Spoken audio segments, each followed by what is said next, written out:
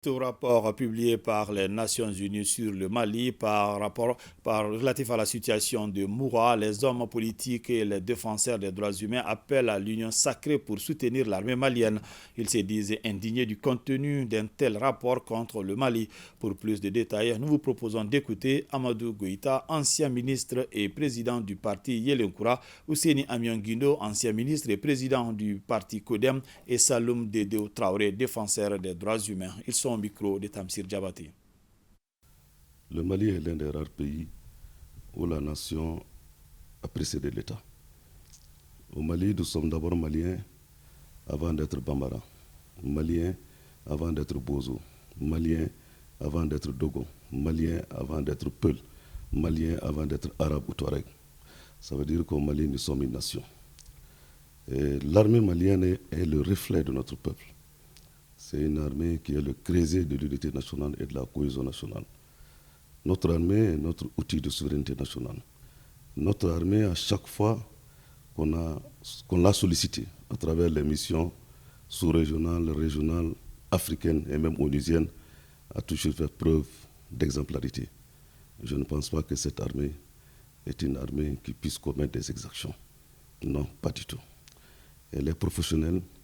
Elle travaille pour protéger les Maliens dans un contexte extrêmement difficile. Il s'agit de la lutte contre le terrorisme, qui est une lutte asymétrique. Je dis bien une lutte asymétrique. Je voudrais également dire qu'à chaque fois qu'il y a eu des écarts, à chaque fois que les faits ont été établis, à chaque fois que les responsabilités ont été situées, les autorités maliennes ont toujours eu à prendre les responsabilités en sanctionnant ceux qui commettent des actes contraires aux principes. Après les événements de Moura, vous savez, Moura était un sanctuaire quand même des terroristes. Après les événements de Moura, qui ont été des événements extrêmement complexes, la justice malienne, à travers le procureur de la République près le tribunal de Mopti, a ouvert quand même des enquêtes. Attendons le résultat de ces enquêtes. Aujourd'hui, le Mali a besoin de soutien. Aujourd'hui, le Mali a besoin des amis. Aujourd'hui, le Mali a besoin qu'on l'accompagne dans la lutte contre ce terrorisme pour que notre pays puisse connaître la paix, pour que notre pays puisse connaître la stabilité, pour que notre pays puisse connaître également la cohésion. Le Mali est devenu aujourd'hui un enjeu géopolitique et géostratégique. Voilà pourquoi nous lançons un appel vibrant à l'ensemble du peuple malien, aux forces vives de la nation, à l'union sacrée, à se retrouver autour de notre pays, autour du Mali, parce que le Mali est notre héritage commun. L'heure est au rassemblement, l'heure est à la cohésion, l'heure est à l'unité sacrée derrière nos forces armées de sécurité. Nous ne pouvons qu'apporter notre soutien à notre armée nationale, une armée nationale qui a été beaucoup endeuillée ces dernières années, donc beaucoup de familles maliennes. Vous savez, la lutte contre le terrorisme est un phénomène très complexe. Donc il est important que nous essayions de voir dans un cadre interne, internaliser les problèmes et voir comment trouver des solutions au plan local, donc au plan national. C'est vrai, il y va de la réconciliation et du vivre ensemble, et du retour du vivre ensemble entre Maliens. Et je pense que c'est cette solution, en tout cas, que personnellement j'envisagerais.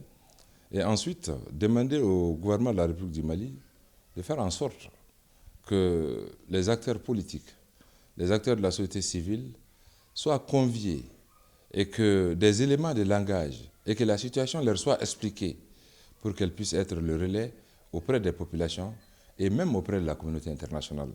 Nous pensons que cela est important. Je ne pense pas que le rapport a été fait dans les conditions idoines. Quand il faut faire un rapport, la meilleure des choses, c'est de se transporter sur la place. Aller là où l'action a eu lieu, et parfois au risque même de sa vie, et puis prendre tous les renseignements, prendre tout le truc avant de s'asseoir et écrire un rapport. Mais je pense que tel n'a pas été le cas dans le rapport qui a été fait sur Moura. D'ailleurs, une action qui s'est passée il y a un an, je ne sais vraiment pas pourquoi on attend aujourd'hui pour faire sortir un rapport de ce genre. J'ai bien l'impression que ce n'est pas les droits humains qui sont là, c'est plutôt quelque chose d'autre, quoi. Et je pense que quand on s'assoit au fond d'un bureau, peut-être même dans un autre pays, pour parler de la situation de violation des droits humains dans un pays, sans être sur le terrain, je ne pense pas que c'est comme ça. Ce n'est pas l'éthique des droits de l'homme. Je ne suis pas prêt à dire que le rapport de Murat représente la vérité, puisque je n'ai pas vu les gens sur le terrain. Il ne faut pas qu'on se laisse à la facilité, quoi.